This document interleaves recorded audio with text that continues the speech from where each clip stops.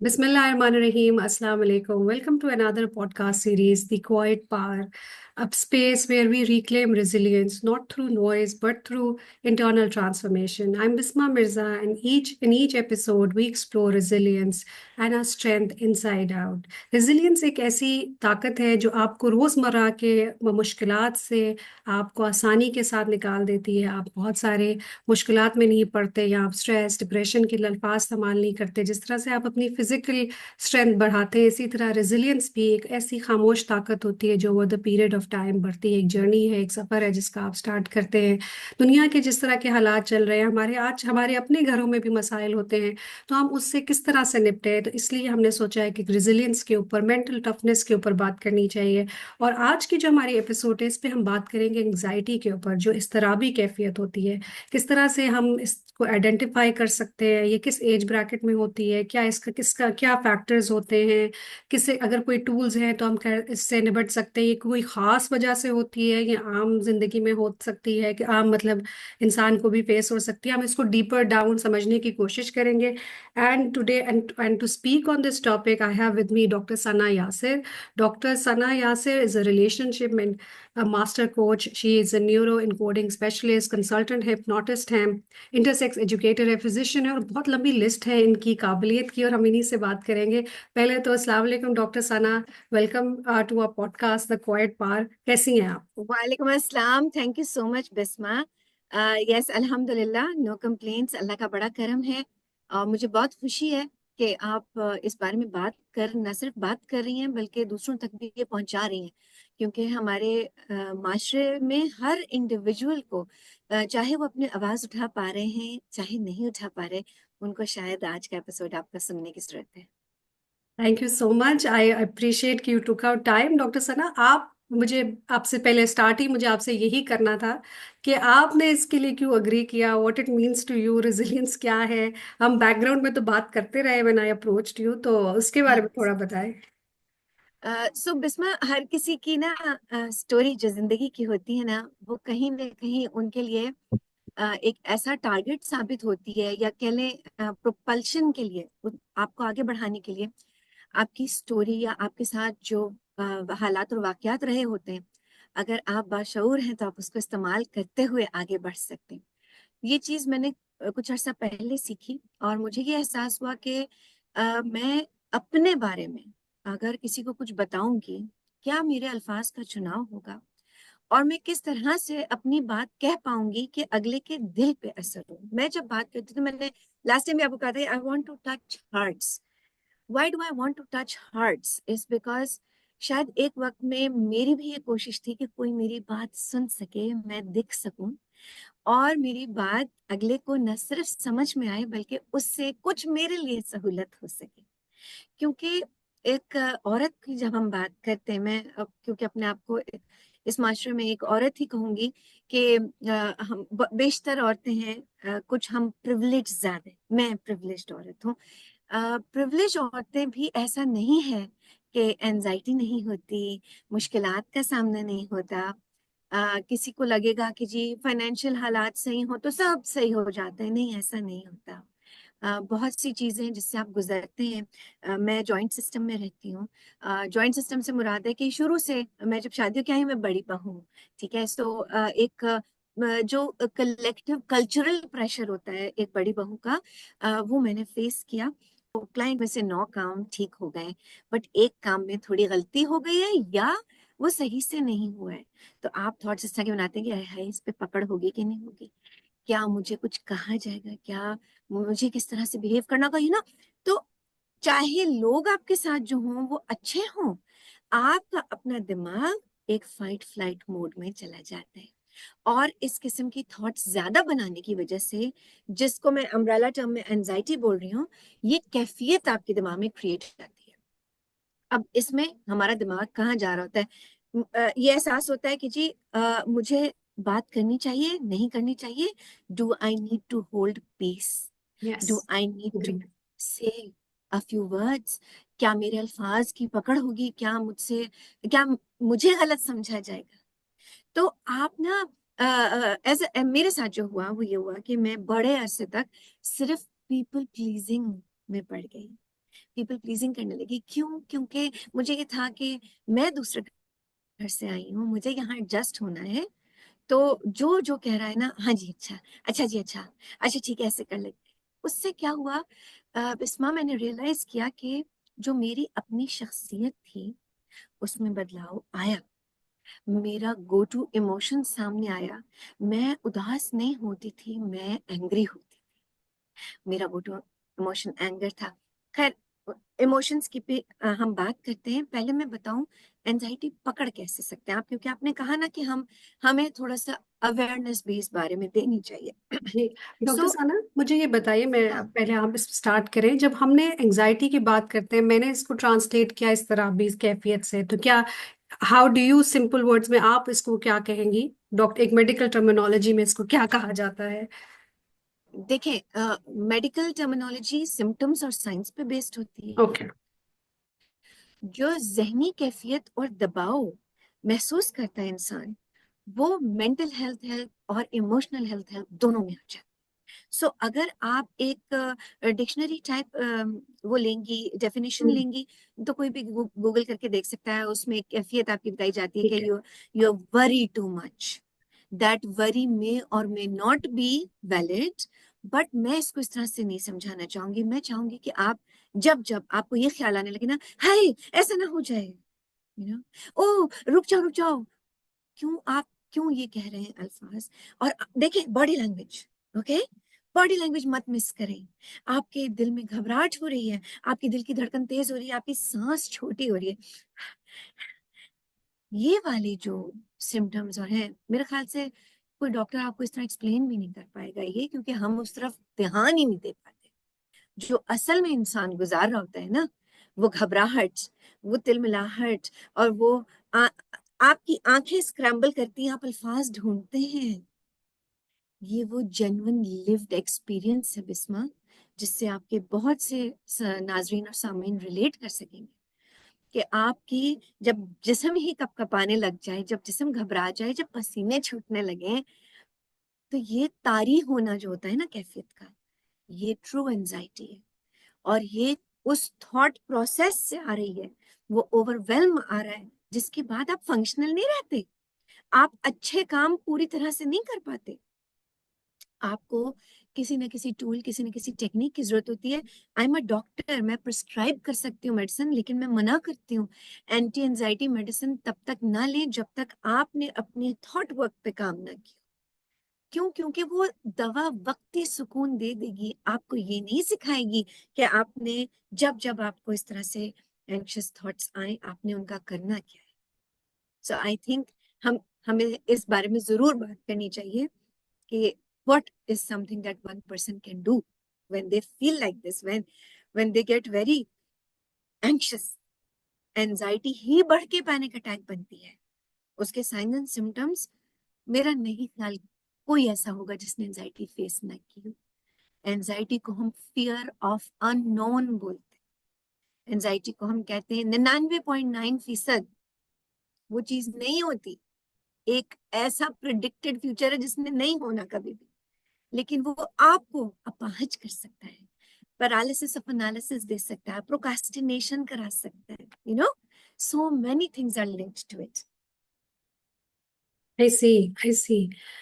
हमने रिसेंट, जो भी आप देख रहे हैं कि हमारे फैमिली इश्यूज भी होते हैं, और ग्लोबली और हाँ, नेशनली हमने देखे हैं हमारे जो ट्रिगर्स होते हैं।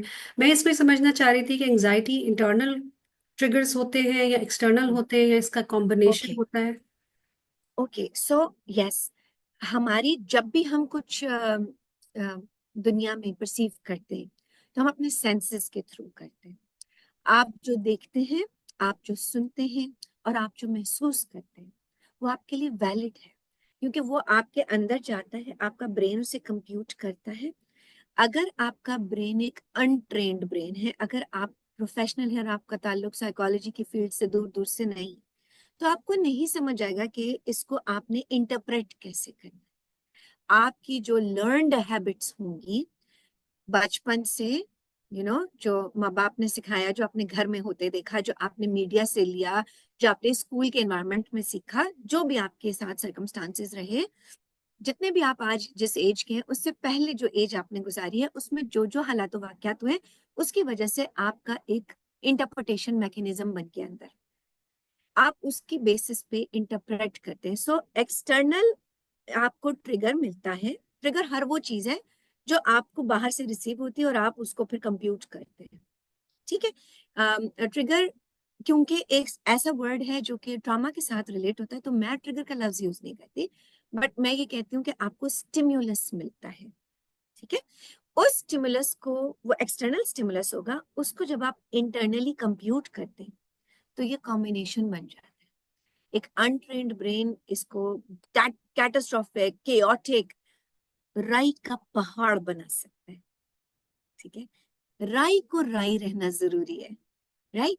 सो उस राई को राई रखने के लिए कि वो पहाड़ ना बने, हम अपनी फीलिंग्स को कभी इनवैलिडेट नहीं करते। इसके लिए हमें कोई और नहीं चाहिए, हमें खुद को वैलिडेट करना होता है। सो हमारी कोशिश क्या होनी चाहिए कि अपने आप को समझे, अपनी बॉडी को समझे, एटलीस्ट नेम दे सके, थैंक यू बेटा, एटलीस्ट नेम दे सके कि ये हमारी कैफियत है। और हमें दिल की धड़कन तेज महसूस होना का मतलब ये नहीं है कि दिल की धड़कन तेज हो गई, टैकीकार्डिया नहीं हो रहा, पैल्पिटेशन हो रही है, पैल्पिटेशन हो रही है। फिर क्या पसीने छूट रहे हैं, क्या हमारे हाथ गीले हो रहे हैं, हाथों में कुछ ऐसा महसूस हो रहा है, are we feeling grounded in that moment, क्या हमें मालूम है कि हम अपना बेस्ट अभी दे पाएंगे इस कैफियत में। जो लोग इस सब से निकले होते हैं उनमें आता है रेजिलियंस, जिन्होंने ये सीखा होता है तरीका। सो ये सीखने के अमल को आप बगैर सेल्फ अवेयर हुए नहीं कर सकते। मेरी स्टोरी में भी बिस्मा ये चीज शामिल थी कि जब मेरे बिहेवियर में इतना चेंज आ चुका था कि मुझे खुद लगने लगा था कि ये तो मैं हूं ही नहीं, तब मैंने इकदाम लेने शुरू किए। शायद लोगों को पहला स्टेप नहीं पता होता, वो कुछ करना चाहते हैं, वो कुछ क्या है उनको नहीं मालूम होता। सो वो कुछ ये सेल्फ अवेयरनेस है कि हाँ मुझे मदद की जरूरत है इसके लिए, और एक गोली काफी नहीं है, ये जानना जरूरी है। गोली काफी नहीं है, गोली वक्ती सुकून दे सकती है। मैं नहीं चाहती कि ज्यादातर माशरा गोलियों पर डिपेंडेंट हो। मैं चाहती हूँ कि आप अपने अंदर वो सलाहियत पैदा करें, वो जाने वो टूल्स, जैसे बिस्मा आप कई चीजें सिखाती हैं अपनी ट्रेनिंग्स में। सो क्या ये चीजें काम नहीं आती? हर उस शख्स को काम आती हैं जो इनको अप्लाई करेगा। Knowledge is power but action is the actual power. नहीं, आपने शुरू में जब आप इसको डिफाइन कर रही थी एंजाइटी को, आपने अपने एक बड़ी सिम्टम्स बताए और आपने कहा इन प्रोक्रेस्टिनेशन भी इसका एक सिम्टम है, इन एक्शन भी इसका सिस्टम एक सिम्टम है। अक्सर हम लोग, मैं अपनी अगर बात करूं तो हम बाज दफा इन एक्शन की वजह से भी बहुत एंग्शियस हो जाते हैं। हम एक्शन नहीं ले पा रहे होते हैं, सोच रहे होते हैं, कोई कहता है एनालिसिस पैरालिसिस है, ओवर थिंकिंग है। सो what is it, it is actually the anxiety, the fear of unknown which not let us take the decision, क्या ये होता है? और ये इट anxiety नहीं होती है हमें? बिल्कुल, it can be both depending on how your brain is functioning in that moment, right. आप खुद सोचो, आपको पता है कि आपको कोई डेडलाइन मिली हुई है। कुछ लोगों को आदत हो जाती है लास्ट मिनट पे पूरा करने की, क्योंकि लास्ट मिनट उनकी एंजाइटी इस पीक पे होती है कि मर वो क्या बोलते हैं उसको कि करना ही है, हाँ। मरते क्या ना करते वाला सिचुएशन है, ठीक है। सो वो जब तक उनकी आदत होती है कि जब तक एंजाइटी की पीक ना पहुंच जाएगी वो एक्शन नहीं लेंगे। तो जो जो प्रोक्रास्टिनेशन का टाइम है, या तो वो चिलिंग में गुजार रहे हैं या वो ये थॉट्स कुक अप कर रहे हैं अपनी एंजाइटी बढ़ाने के लिए कि हाँ अच्छा चलो अभी तो टाइम है ना, कब करूंगा, अरे ये तो आधे घंटे में हो जाएगा, अरे ये तो मैं, फॉर एग्जाम्पल जैसे आपको पता है आपने अगर 12 लोगों के लिए 13 लोगों के लिए खाना पकाना है, ठीक है, देसी मिसाल देती हूँ, घर की मिसाल देती हूँ, ठीक है।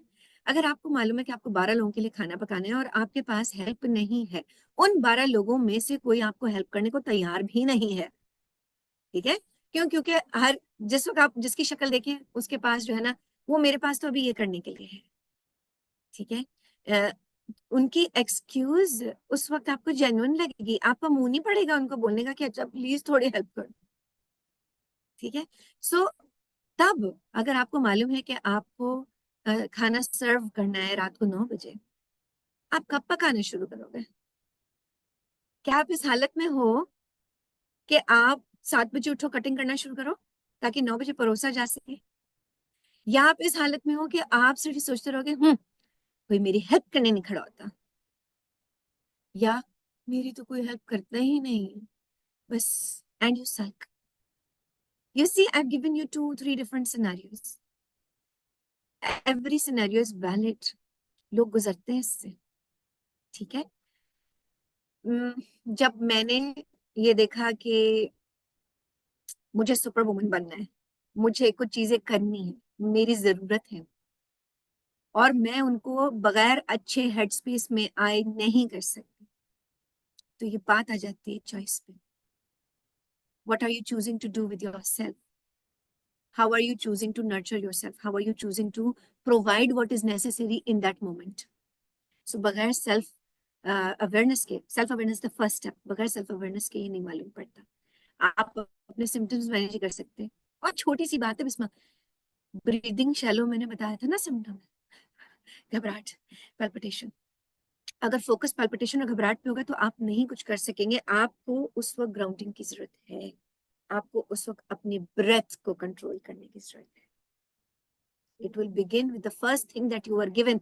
दुनिया में आए थे तो पहली चीज आपने सांस ली थी। अगर हम सही से सांस लेना सीख लें तो बहुत फर्क पड़ जाएगा इसी सिचुएशन में। आपने ये बहुत अच्छी बात की। मेरा नेक्स्ट सवाल इसी पे था कि can you walk us through a grounding mindset technique that help shift someone from emotional chaos to calm, even if it's just for Okay. a moment? Okay. So if it's not a generalized anxiety disorder, if it's not something जो आप मौरूसी बीमारी लेके चल रहे हैं, जिसका आपको पता है कि ऑरा होगा और फिर पैनिक अटैक आ जाएगा, मैं उसकी बात नहीं कर रही। मैं उसकी बात कर रही हूँ जो वक्ती एंजाइटी लोग फील करते हैं, जो उनको पैरालिसिस की तरह, मतलब not paralysis but thought paralysis, right? या वो अपने अंदर सल्क करने लगते हैं या प्रोक्रेस्टिनेट करने लगते हैं। उनके लिए सबसे पहली चीज अपनी ब्रीदिंग नोटिस करें। क्या आपकी ब्रीदिंग सिर्फ ये सोचने में शैलो हो गई है? तो आपने क्या करना है, आपने एक चीज मैं सिखाती हूँ, box breathing. Okay, you make a box of 4 seconds. Box के 4 साइड होते हैं। इसकी टेक्निक इस तरह से होती है कि आप 4 सेकेंड तक सांस अंदर खींचते, 4 सेकेंड तक उसको रोकते, फिर 4 सेकेंड में उसे बाहर निकालते हैं, फिर 4 सेकेंड उसको रोकते हैं। इसी तरह जब आप 4 से 6 डब्बे बना लेते हैं तो आपकी ब्रीदिंग आपके कंट्रोल में आ चुकी होती है। Because of that brain chemistry change होती है, हार्ट बीट की फ्रीक्वेंसी चेंज होती है, और हर चीज नॉर्मलाइज होना शुरू होती है। आपकी जो जहनी कैफियत है वो कंट्रोल में आना शुरू होती है। आपको ये एहसास होता है दुनिया मुझे कंट्रोल नहीं कर रही, अब मैं थोड़ा कंट्रोल में हूँ। इसी के साथ अगर ये काफी है तो आपको मजीद ग्राउंडिंग की जरूरत नहीं है। लेकिन मैं कहती हूँ जब 5 मिनट निकाले ही हैं तो ग्राउंडिंग करके उठो। वो ग्राउंडिंग क्या है, आपने अपने सेंसेस को एंगेज करना है, ठीक है। आपने आंखों से, आप देखते हो तो आप आंखों से कोई सी 3 चीजें नोटिस करो, any 3 things right in front of you. कोई चीज पड़ी होगी, चले मेरा चाय का मग्गा पड़ा है, ठीक है, सो इसका एक टेक्सचर होगा जो मैं टच कर सकती हूँ, इसका एक टेम्परेचर होगा जो मैं महसूस कर सकती हूँ, खुशबू होगी, ठीक है। सो आपके हाथ में है कि आप अपनी सेंसेस को कैसे इंगेज करके उन पे ध्यान दें। पाँव जमीन पे हो, टिके हुए मजबूती से। मेरी चेयर में मैं बैठी हूँ तो मैं इस चेयर में आर्म रेस्ट है, ठीक है, इस चेयर में आर्म रेस्ट है।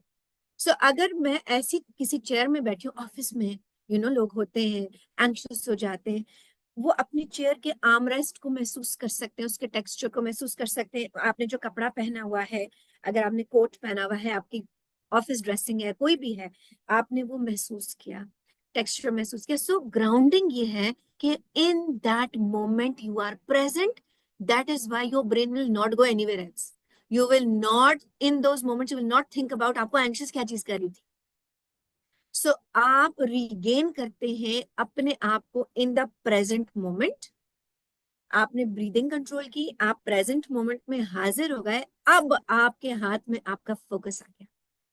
अगर मैंने कटिंग करनी थी, मैंने जल्दी जल्दी कटिंग की, अब मेरा फोकस कहाँ है? टाइम, स्पीड, चूल्हा जलाना, 4-5 चूल्हे एक साथ ऑपरेट करना, अब मैं इस हेड स्पेस में हूँ कि मैं कर सकती। ठीक। सही सही सही। सो बेसिकली ये वो टेक्निक है कि चाहे आप पर्सनल लेवल किसी रिलेशनशिप के मसले से गुजर रहे हैं एट द मोमेंट, ठीक है, कोई ओवरवेल्म सिचुएशन है, तो आप you can come back to your self, you can come out of that situation, that feeling through this grounding technique, breathing and grounding technique जो आपने बताई। यस, ठीक है। सही। बिल्कुल। और इसके फौरन बाद बिस्मा, इसके फौरन बाद जब आपकी अवेयरनेस इतनी हाइटेंड हो जाती है, तब आपको ये दिमाग में आना चाहिए कि क्या मेरे emotions in the right place है, हम्म हम्म राइट? जो अगर आप देखोगी इमोशनल इंटेलिजेंस का जो सबसे पहला स्टेप है वो सेल्फ अवेयरनेस है, और उसके जी, बाद सेल्फ रेगुलेशन है। रेगुलेशन है जी। ठीक है। जब आपने अपनी ब्रीदिंग, अपनी ग्राउंडिंग कर ली, तब आपको ये ख्याल आना चाहिए कि what am I feeling right now, what is this emotion. कहीं मैं सेल्फ पिटी में, सेल्फ सबोटाज, सेल्फ डाउट वाली थॉट्स तो नहीं बना रही। ठीक है। आपकी सेल्फ रेगुलेशन आपको एहसास दिलाएगी मैं कितनी देर ये इमोशन कैरी कर सकती हूँ। क्या क्या मैं इसको, शुड आई शव इट अंडर द रग? मेरा मशवरा ये होता है कि जब आप सेल्फ अवेयर हो गए, आपने ग्राउंडिंग कर ली, ब्रीदिंग कंट्रोल में आ गई, आपका जो इमीडिएट काम है उस वक्त, ईट दैट फ्रॉग, इमीडिएट काम उस वक्त करके अपने आप को 20 मिनट जरूर दें to down regulate and to understand what is the emotion, what this might be, what am I feeling that will serve me in this moment? How can I then express myself in these, like certain words? क्या मुझे boundary बनाने की जरूरत है?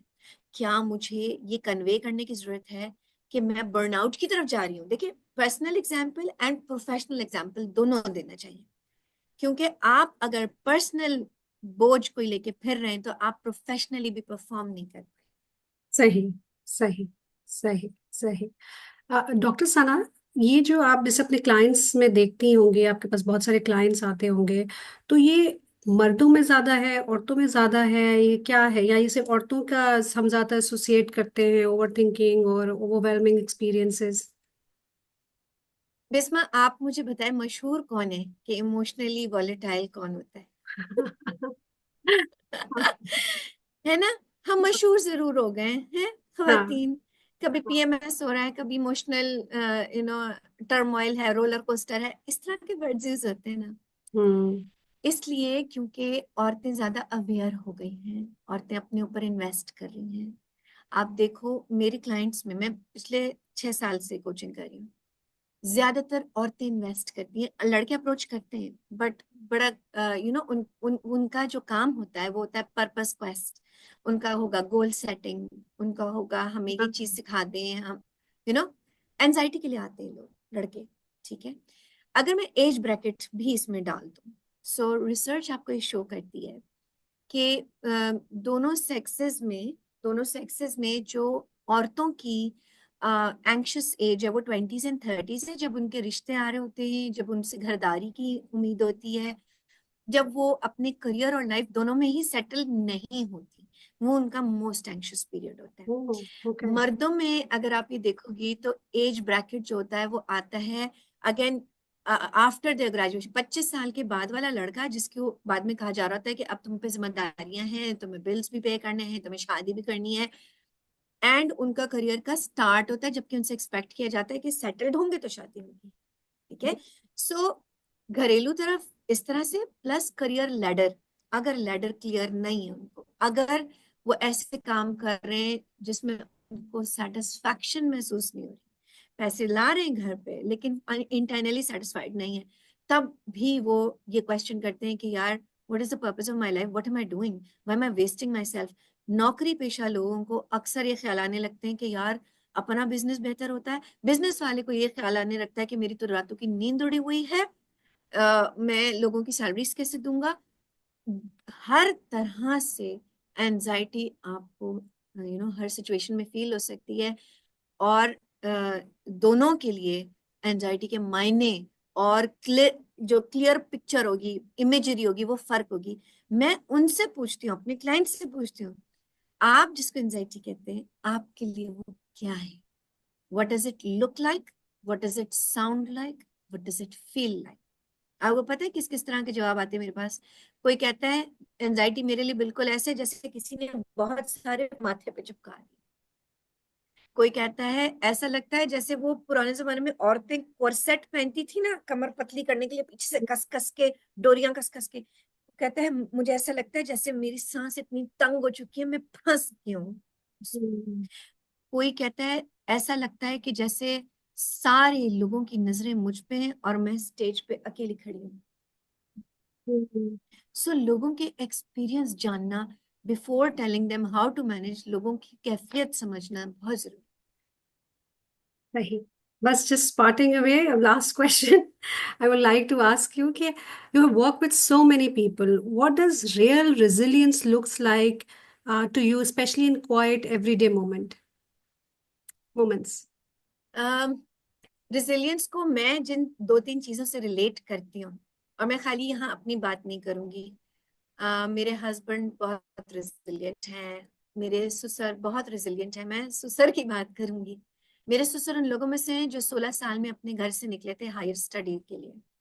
वो उन लोगों में से हैं जिन्होंने ढाका का फॉल भी देखा है, और without family, his entire family was in India and he was the one who migrated alone. Okay, so without any help, without any parents or relatives, without anybody, he knew it in his heart that he will make a life for himself. So क्या उनको anxiety नहीं थी? बिल्कुल थी। क्या उनको apprehensions नहीं थे? बिल्कुल थे।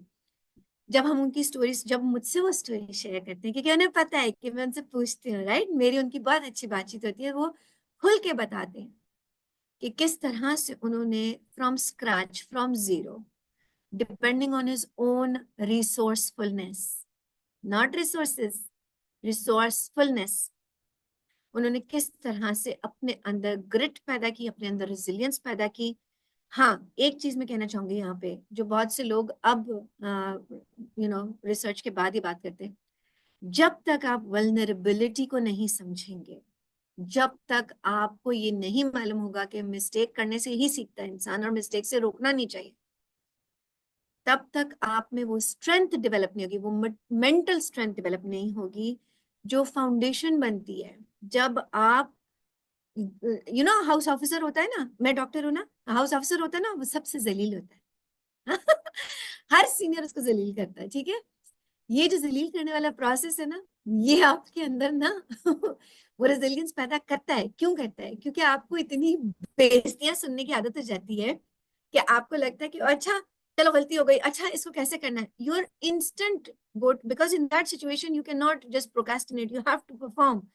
तो आपने अगर नीडल गलत घुसाई है ना, तो आपको फौरन नीडल सही जगह भी घुसानी है।